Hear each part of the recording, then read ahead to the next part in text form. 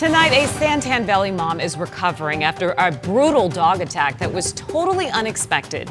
Thanks for joining us for 12 News at 10. I'm Kariba Devine. I'm Mark Curtis. Well, now that woman has a warning for everyone. Even if a dog seems gentle and familiar, it can turn dangerous in an instant.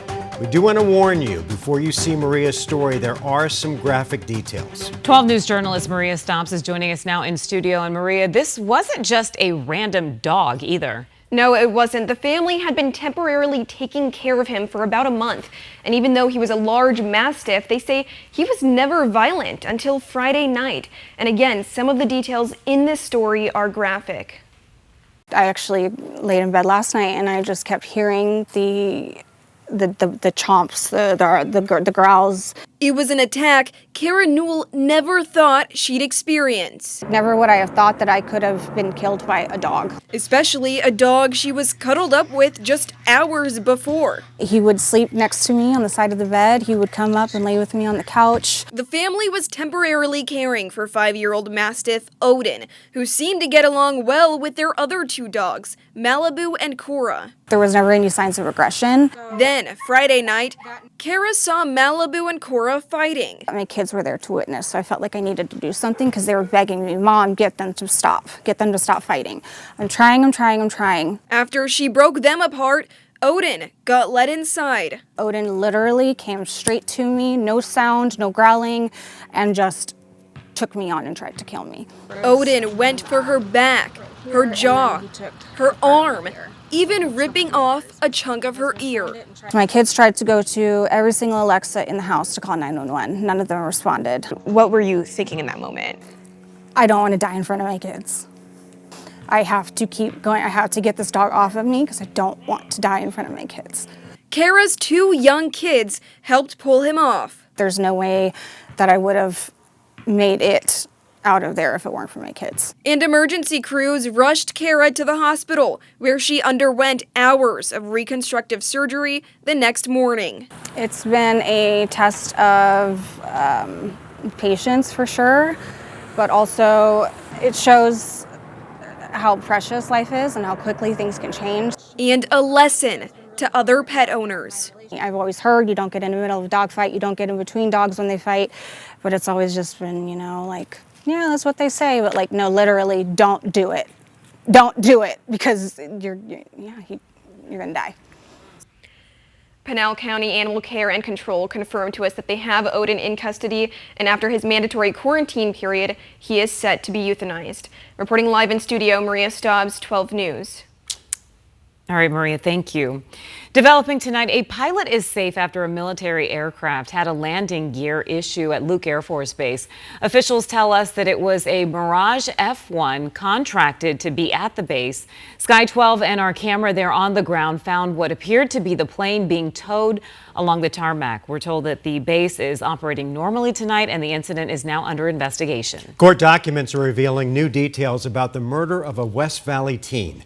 17-year-old Rihanna Kemplin was shot and killed while sleeping in her bed Saturday morning. Avondale police now say that Kemplin's ex-boyfriend, 18-year-old Emilio Rivera, is a person of interest. Records claim that Rivera slashed Kemplin's tires the night of the shooting, along with 13 other cars in the area. Rivera has denied shooting Kemplin and has not been charged for the shooting. This investigation is ongoing. Now to our weather impact forecast. As we're tracking a weather impact alert for the weekend, meteorologist Chris Dunn is tracking the timing of this storm and when we might see some rain here in the valley. Chris? Yeah, Kariba, we're looking at later in the day on Saturday. So if you have Saturday morning plans, perhaps things should be okay.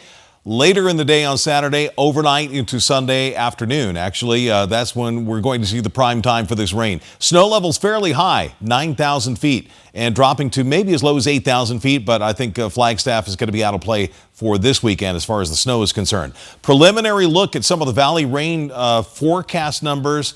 Anywhere from 1/10 of an inch to about almost a 1/2 inch of rain. This takes us through 2 p.m. on Sunday. We could see a little bit more than that as we go through the day on Sunday, but just kind of some preliminary numbers, 1/4 inch to a 1/2 inch. And that's fairly significant because, it's been 32 days since we've had our last measurable rain at Sky Harbor Airport with this dry and mild trend the last 3 weeks. Starting on Saturday afternoon, a weather impact alert for the valley lasting through Sunday. Widespread rain. We'll watch out for a few thunderstorms in the mix as well.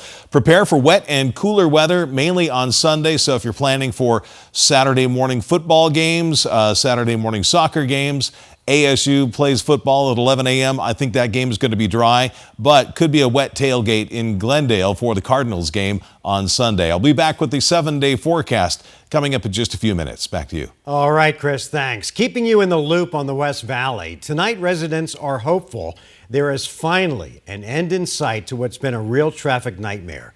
Extreme population growth has led to major congestion every day along the US 60 where it meets the Loop 303. Yeah, the problem has gotten so bad that now Maricopa County is studying it, putting together a plan to solve it. Tonight, the county presented some of their recommendations to residents. 12 News journalist Bianca Bono was there and has the story from Surprise.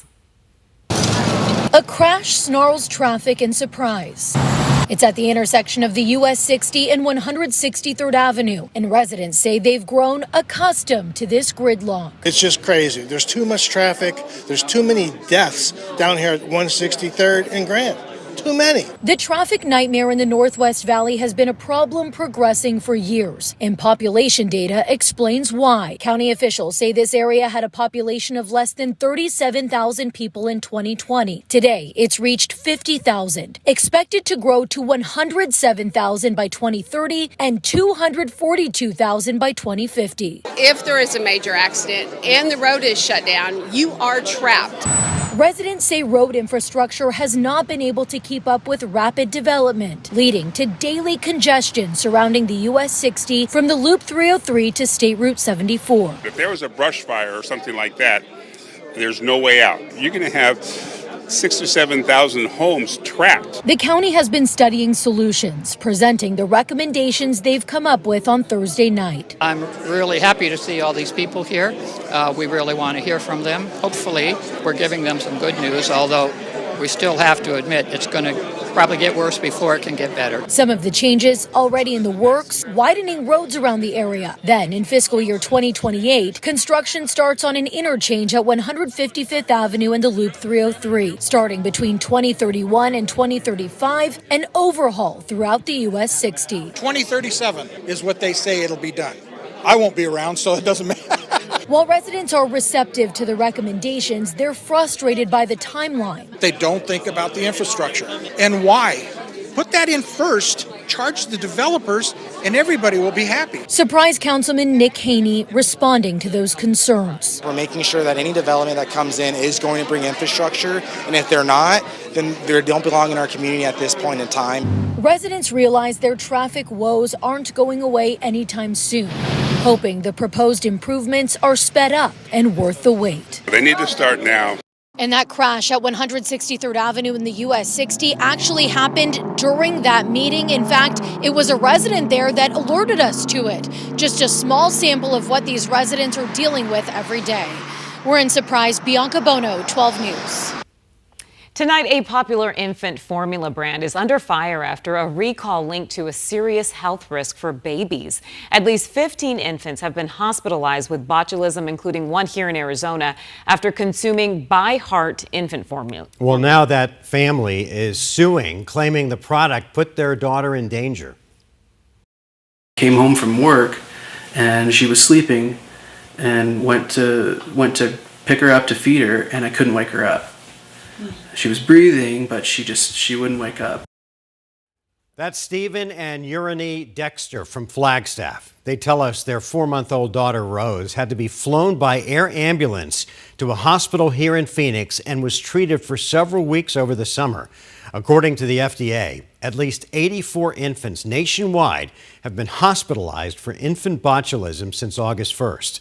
The FDA urges parents and caregivers to immediately stop using any By Heart infant formula product and keep a close eye on children who consumed it recently because botulism can take weeks to develop. Tonight, a Valley nurse is facing multiple felony charges, accused of injecting patients with Botox and weight loss drugs for a doctor who has no license in Arizona. According to court records, 25-year-old Alexandria Baggett accepted a job at Levy Aesthetics in Scottsdale, despite knowing that Dr. Daniel Levy, a physician based out in Washington, was not licensed in Arizona. Undercover agents arrested Baggett earlier this month. Dr. Levy's office did not respond to our request or comment. It's not clear if Levy will face any charges.